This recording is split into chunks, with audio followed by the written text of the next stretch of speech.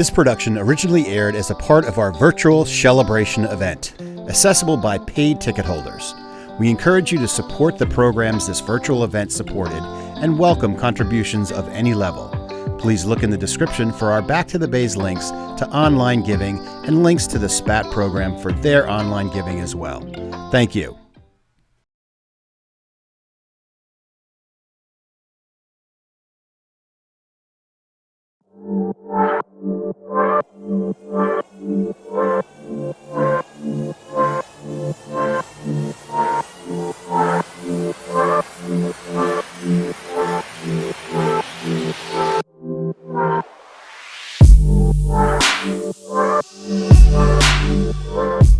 So the dish that I prepared this year for our virtual Shellabration is a rather versatile dish. It's kind of based on a condiment, if you would, Salsa Verde, which is a fresh herb pesto using parsley, basil, mint, mostly still growing in my garden.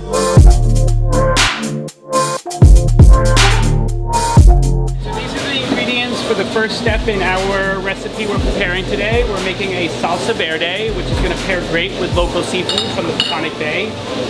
Salsa Verde ingredients we have set up for today are parsley, basil, mint, olive oil, capers, a little bit of red pepper flakes, salt, garlic, Dijon mustard, a couple of anchovy fillets, a little bit of sugar in the raw, and some fresh lemon. Nice. All right. So to start this recipe, we're going to dump our herbs into our Roboku, essentially a food processor if you're cooking at home. A big bunch of each of these herbs, which is going to make about a pint to 3 cups of this in total. You could totally split this in half if you're working at home and don't need as much of this. It does keep for a while and also freeze as well. I'm adding about a tablespoon or so of Dijon mustard, a teaspoon of sugar in the raw, a teaspoon or so of kosher salt, about the same on some red chili flakes. Smells good. A couple of cloves of fresh garlic, a couple of anchovy fillets. You can use more or less of this depending on how funky you like it. I like it a little funky. Some fresh capers. Okay. These are actually brined capers that I've rinsed, so this does not come out super salty. I'm going to squeeze a couple of fresh lemons in here. This will give this dish a nice bright acidity. If you have them on hand, always a fresh lemon is better than some store-bought or refrigerated lemon juice. Right. And now we can start the blending process. As this goes in the food processor, to keep it going, we'll just slowly drizzle our olive oil in here to kind of emulsify this and create a smooth pesto-like consistency. This is about a cup and a half of olive oil. And that should be just enough to get it all going. And then to finish it off, I use a little bit of a nice French, rather Spanish sherry vinegar. This also adds a little bit of acidity and brightness to the Salsa Verde, also only about an ounce or so.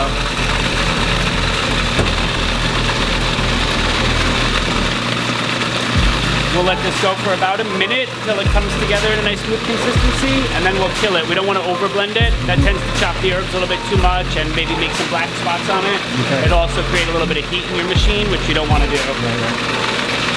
You're not cooking it. Correct. So here's the consistency we're going for. Kind of a nice smooth consistency, but without being a puree.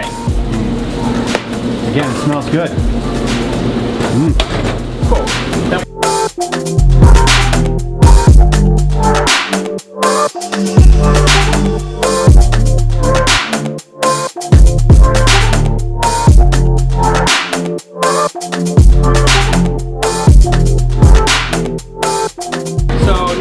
Prepare the steamed local Peconic Bay Little Neck clams with our same Salsa Verde as the base in a great broth of white wine using one of our favorite Sauvignon Blancs locally produced by Saltburn Cellars. And at the end, we will enjoy a nice cold glass of this with our steamed clams. Nice. So in a nice hot pan, we're just going to start with a nice hot dry pan and drop in, I guess we're working with about a pound of clams.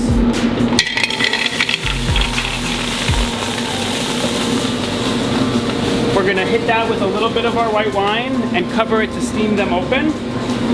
Nice dry white wine. Let that burn off just a touch.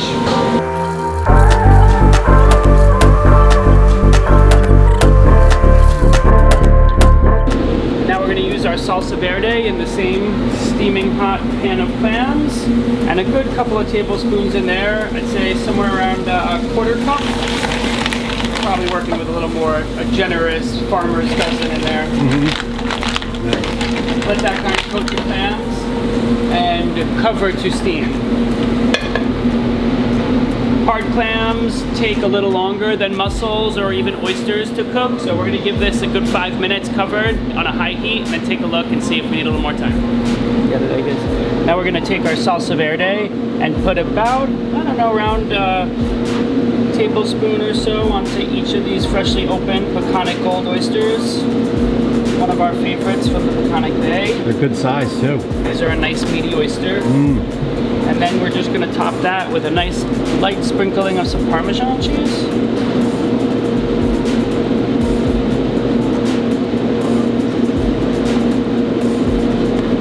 And these will go in the oven at about 400 to 450 degrees for about 10 minutes, but keep an eye on them.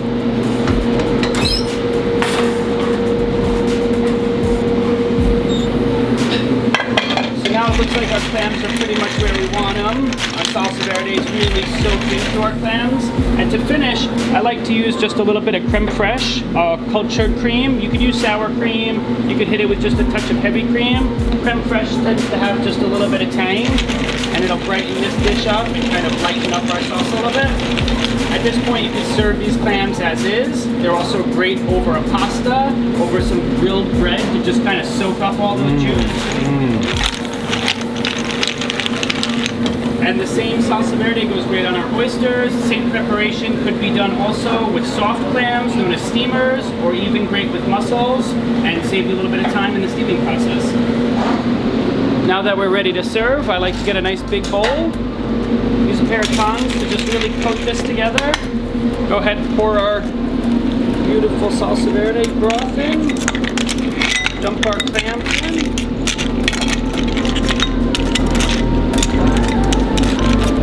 Voila. A little fresh parsley to finish, adding some beautiful color. So now after about 10-15 minutes or so, keeping a close eye on them at about 4 to 450, we're ready to pull our oysters, and they should be just starting to bubble up. Our Parmesan cheese should start to become a nice golden brown crust, and we're pretty much ready to serve. Wow, beautiful. Well, as a local resident and business owner, the marine environment is especially important to me because it plays a vital role in our economy as well as sustenance. A lot of my ingredients are sourced from the bay, and the health of the bay is directly related to the quality of those ingredients and to the health of those ingredients for the customer to consume. I've been a big supporter of the Cornell Cooperative Marine Extension Program for as long as we can remember. My restaurant is based a lot on seafood that comes directly from the Peconic Bay. I work very closely with a lot of baymen and oyster farmers directly. And so as they've grown to help and grow that industry out here, we've always kept in touch and participated however we could in fundraisers and different events, going back to several years ago where we did an experimental marine kelp dinner with kelp that was locally grown by the Cornell Cooperative but hadn't been used in a multitude of culinary ways quite yet. And so we were able to do like a 4 or 5 course pairing menu with kelp in all sorts of different ways, going from savory all the way to kelp chocolate cake for dessert, and it was a lot of fun. So this year we'll all be enjoying Shellabrates virtually in a very different kind of way. I hope everybody enjoys what they get to prepare at home, and we really look forward to get to welcome everybody back into our restaurants in Greenport when we can celebrate Shellabration here again soon.